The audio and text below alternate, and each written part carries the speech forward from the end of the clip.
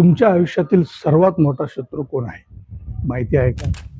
तो बाहेर नाही, तो तुमच्या मनात आहे. भीती. आपण काहीतरी नवीन करायला जातो तेव्हा मन म्हणतो, काय होईल जर अपयश आलं तर? लोक काय म्हणतील?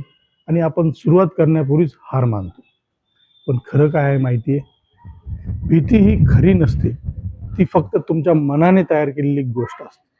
जसं अंधारात दोरी साप वाटते, तुमचं अपयशाची भीती आपल्याला थांबवते. भीतीवर विजय मिळवायचा असेल तर 3 गोष्टी लक्षात ठेवा. सुरुवात करा. परफेक्ट होण्याची वाट बघू नका. अपयश स्वीकारा, तोच तुमचा बेस्ट टीचर आहे.